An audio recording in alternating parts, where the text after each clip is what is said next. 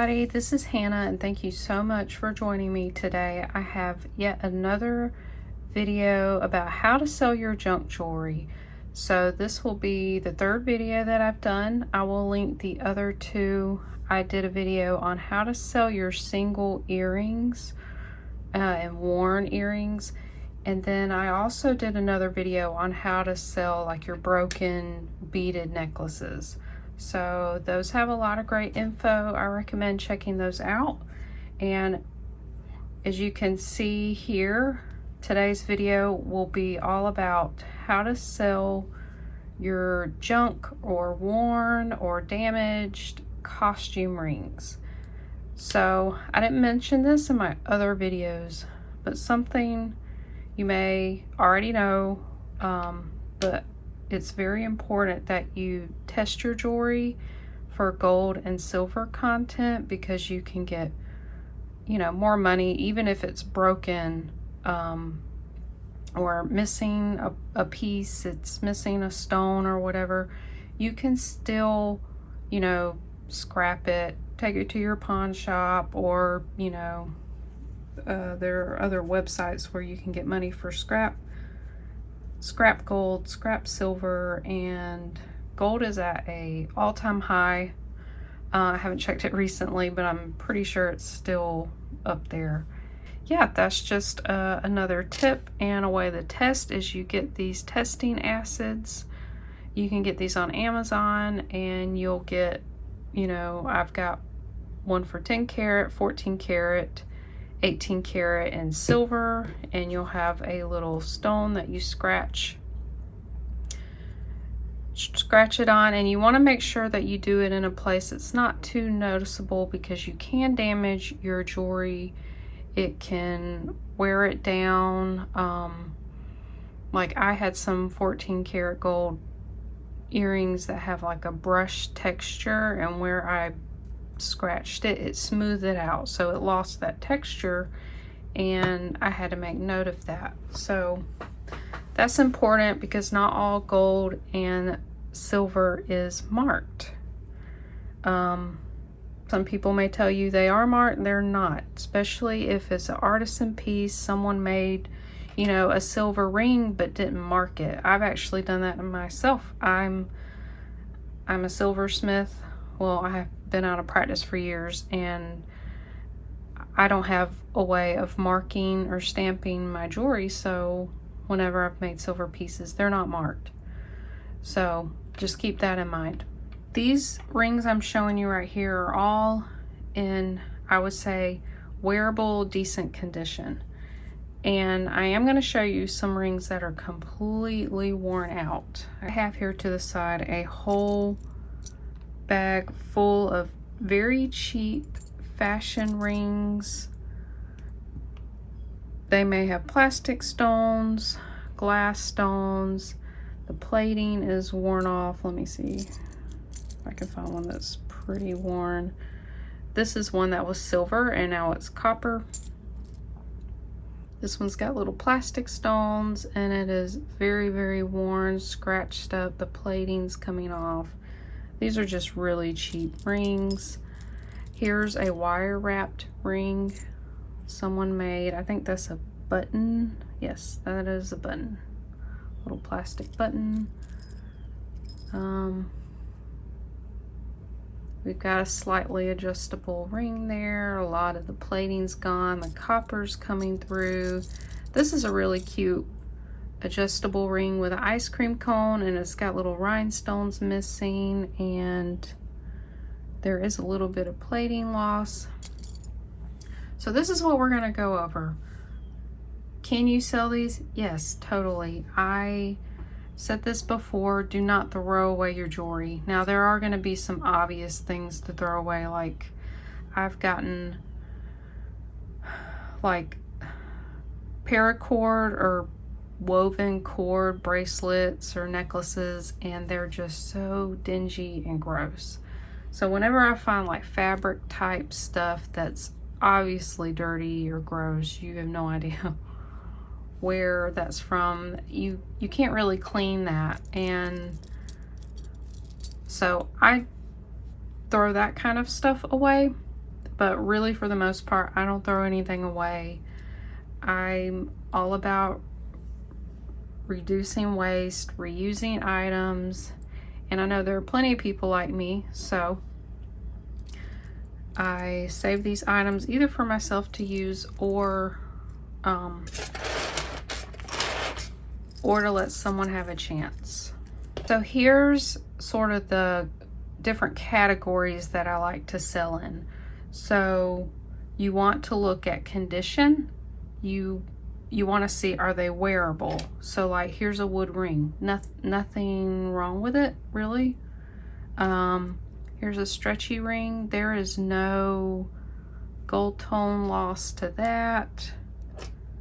Let's see. Here's a very cheap ring. It's not marked.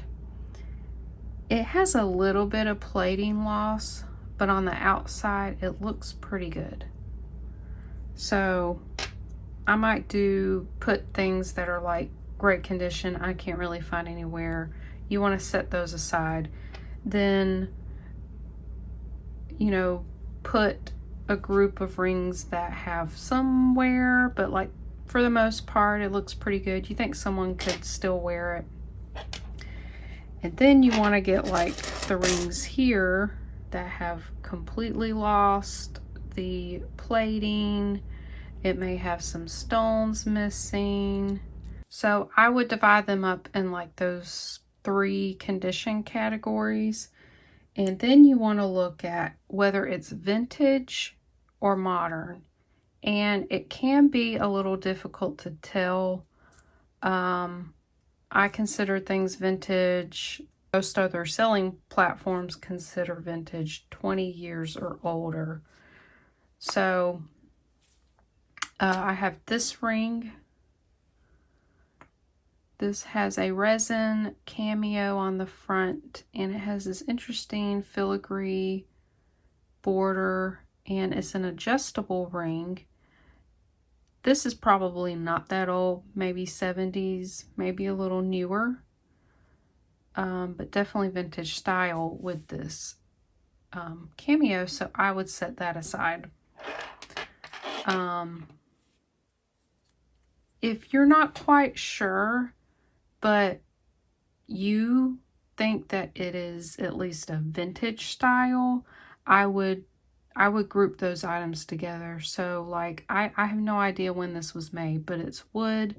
I know a lot of wood rings were popular like in the 70s era. So I might group that with some other vintage rings. I wish I had some other ones. I've actually listed most of the vintage rings. Like this one actually looks vintage. It has a rhinestone in the middle and this really cute flower. It's not adjustable, but you could consider that like a vintage style ring. Some are more obviously vintage than other ones, but most of these that I have here are very cheap fashion rings that you get at like Walmart or Amazon. And another category you can consider is putting all statement large rings together. And I'll show you an example. I actually just sold a lot. I took all huge rings that had a stone, imitation stone, glass, and they were completely worn like these two. These are completely worn out. A lot that I sold had all glass and possibly real stone, but I wasn't completely sure. So I set aside any that had plastic because I felt like I could get more money from them. I figured people could take the stones out of the rings and, you know, use them for something else. And I saw that very quickly. It was a 43 piece, completely worn out. And if they had small stones, they could have been missing. And I sold that, let's see, for $40.95 plus shipping. So I got just over $1 each for these rings, and that's how I price my craft rings. Even the ones that are in better condition, I might price a little bit up, especially the ones that aren't signed. They aren't a brand, they're just cheap, but they're in good condition. I'll price up a little bit more. And then another lot that I'll show you that I sold recently, they were all vintage. And something that I've noticed people really look for, I kind of looked these up on eBay and saw what they were selling for, were vintage gumball rings. So just those really cheap rings you'd find in vending machines back in the day. Most of those were adjustable. They had like mood stones in them, even real stones, Southwestern style, but they were not sterling. They did not have real stones. They were plastic. A lot of times you'll see the rings with like the mother of pearl inlay or like an abalone inlay. Those are vintage. So I lotted those together. I had a 16-piece set and sold that for $26.95. So I got a little bit more than $1 each because they were vintage. They were some were in good condition. Some had a little bit of plating loss, but overall you could wear them. So that is also something else to look out for. And I'm going to show a couple more examples of lots that I have sold. I decided to take vintage rings that had wear, but they all had rhinestones. They were all sparkly in some way, and some were signed. So I sold all those together. It was a 21-piece lot for $28.95. Again, just slightly over $1 for each ring, which I think is great because you find if you buy junk jewelry lots or big lots, you often find these scattered at like the bottom of the box, and most people just toss them or throw them back into a craft lot.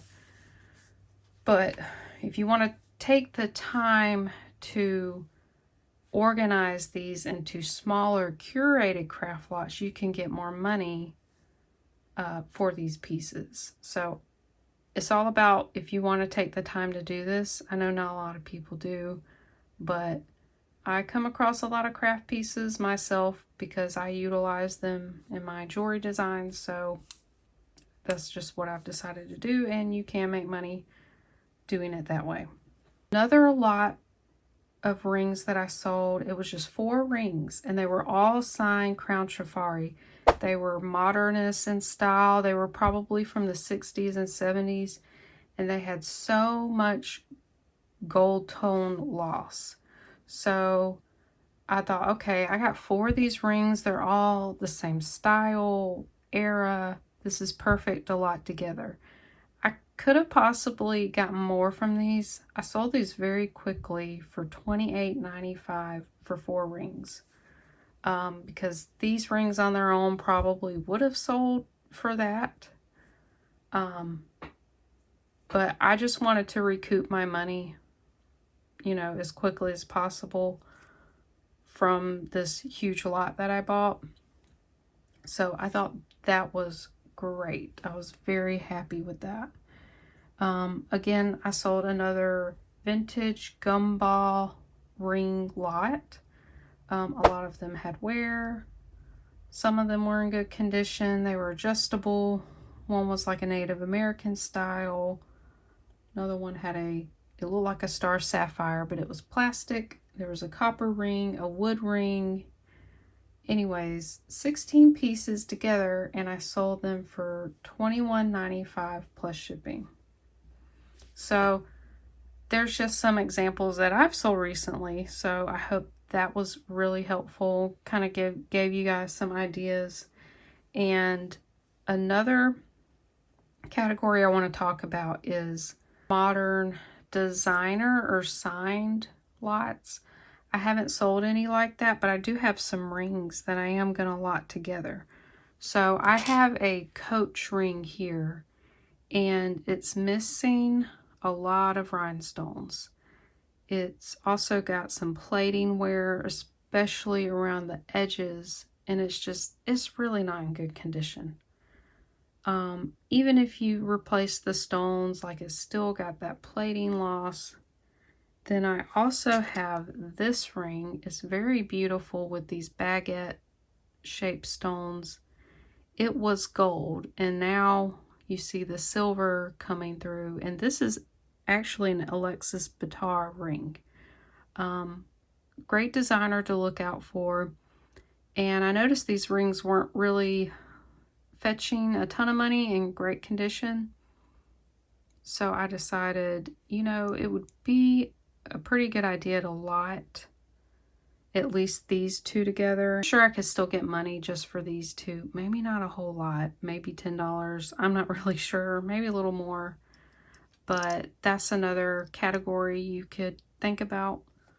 Now, as far as how people use junk rings or worn rings, I'm not really sure. I don't know if they somehow scrap the metal. Maybe people replate the metal. I'm not really sure. I tell you, they sell almost every time I list a ring lot. It sells very quickly for me in a day or a few days, a week. Places that you can sell these rings, really any online selling platform, Facebook Marketplace, eBay, Etsy, Mercari, Poshmark, anywhere you can sell jewelry online. Another idea is selling them in person. Think about local flea markets you could set up at and sell jewelry that way. You could also possibly sell your jewelry at a consignment shop. Another thing that I do is I sell in an antique booth, and I sell a lot of jewelry in there, and I'll price it very fairly.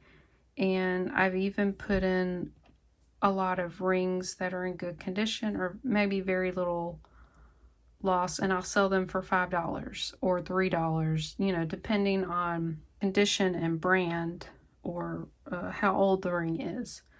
And honestly, the jewelry really helps me out. It actually makes my rent, and that's something else you can consider, you know, selling jewelry in person somewhere. So that is all I have for today, and I hope you guys really enjoyed this. Let me know if this was helpful to you. I love hearing from you guys in the comments. And like I said before, I've got 2 other junk jewelry how to sell videos in my description below that you can click on and watch if you haven't already. So yeah, that's all I have for you guys, and I will see you in the next one.